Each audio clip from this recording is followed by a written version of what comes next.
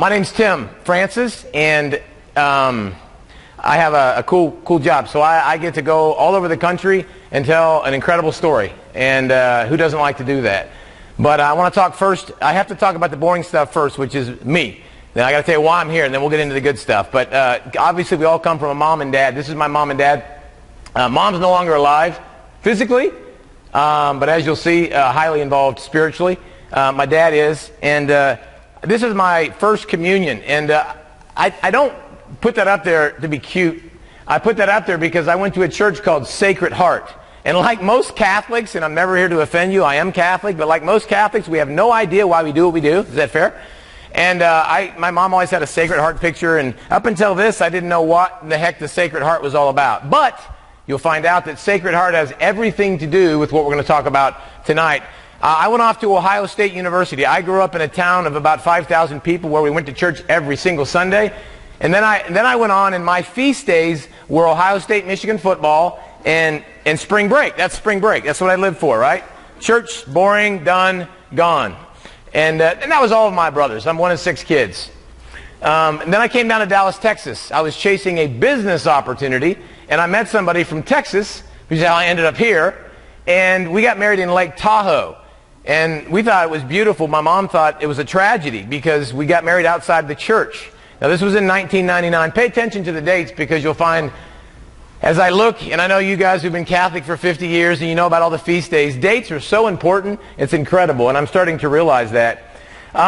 So I got invited to a church. I hadn't been going to church for years, and my wife and I got invited to a church in Grapevine, Fellowship Church.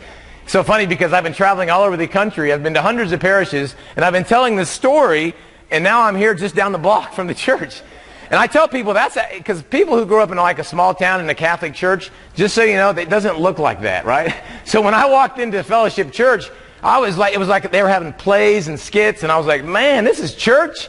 You dropped your kids off at Disneyland? I'm like, man, this is incredible. And my wife had no religious upbringing at all, and so she thought, man, this is great. She had a theater background, and immediately we got plugged in. I mean, plugged in. We had the first what they called New Walk Bible study at our house.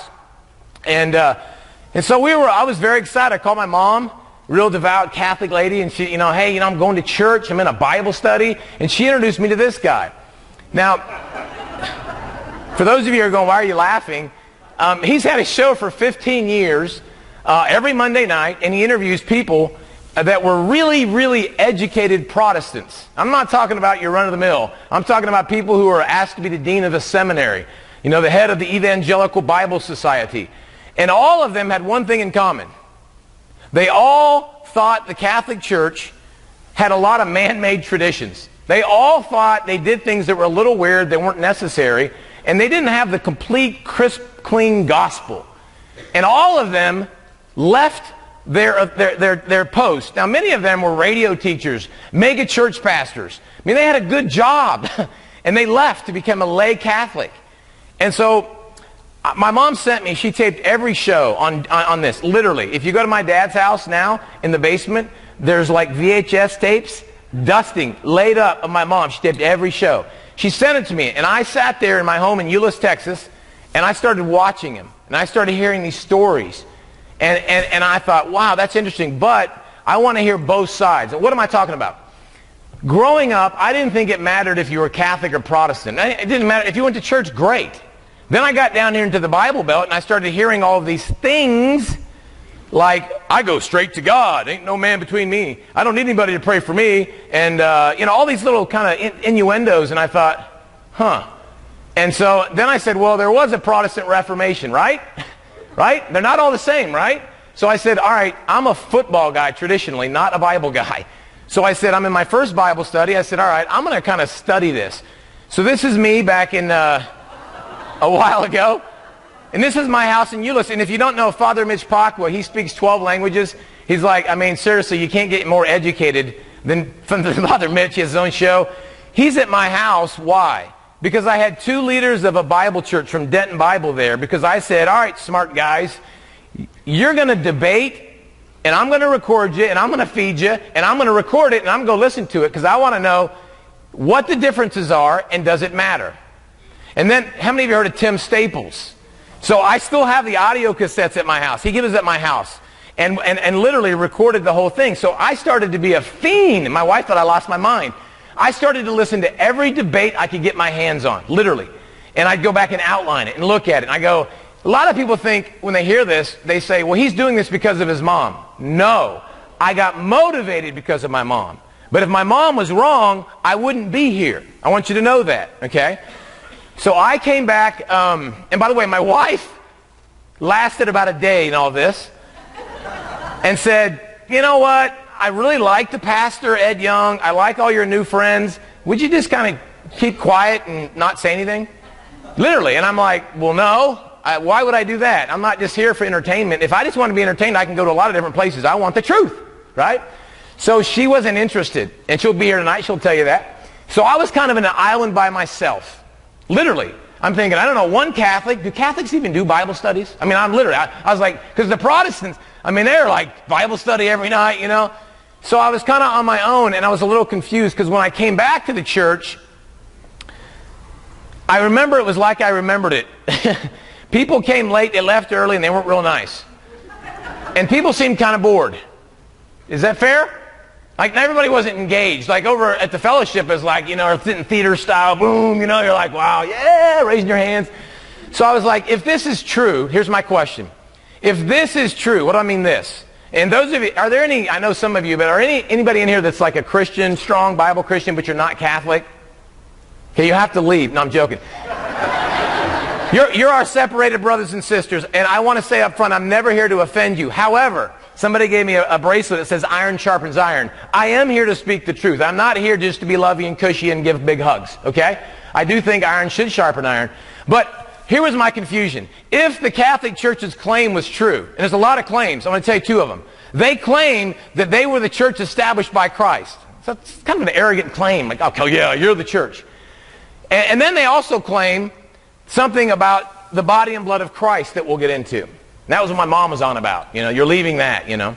So I said, if it's true, why? Why are they, I'm sorry, I can't get up. Why are they so fired up, but these people seem to be kind of indifferent?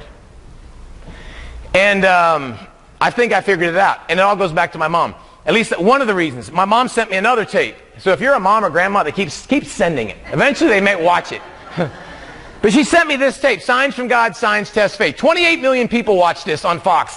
All I knew is there's 35 minutes of it that my mom taped on a big VHS tape, and I had two questions when I watched it. One was, is it true? Because I've never seen anything like this in my life. To me, it was like watching a UFO. Like, is it true? Did they really find Bigfoot? You know? I didn't even know it had anything to do with the Catholic Church. And the other question was, what does it mean? I mean, what the heck does it mean? It took me 9 years. I lost that tape. My mom passed away in 2004. Fast forward, it's 2008. A guy calls me. I don't know if he's here or not. I told him to come. Out of the blue, he says, hey, man, you left some Catholic tapes at my house about 9 years ago. He goes, I was cleaning out my house. He's not Catholic. He doesn't even go to church. He goes, I was cleaning out my house, and I thought maybe you wanted him. And I got there, and there was my mom's tape with her handwriting with that. And I said, daggone it, I knew I was supposed to do. So I got on Google again, because back in 99 there was nothing, and I found this book. Now let me tell you this. There's going to be a bunch of books and stuff back there. I don't make a red cent. Not one red cent. The guy who wrote it gives it all to the Mary McCallop Foundation. We're not in this to get rich, I promise you. But that book, if anyone will read that book, your life will change. I don't say that lightly. Over the last 15 years, I've read every book under the sun on the Catholic, Christian, Protestant faith. But I read that book.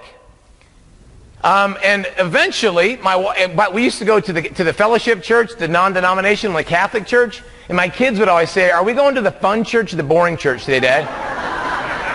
First, I didn't know what to say. Then I think I got some wisdom from the Holy Spirit. And I said, we're going to the boring church. Everything in life's not fun, Christian. And if you want good entertainment, you can always go to a carnival. But we are all Catholic. I've all been baptized Catholic. I think my kids know why they're Catholic. I think that's important, right? All right, so that was like 15 minutes of my story. All right, done. Now we get into the good stuff.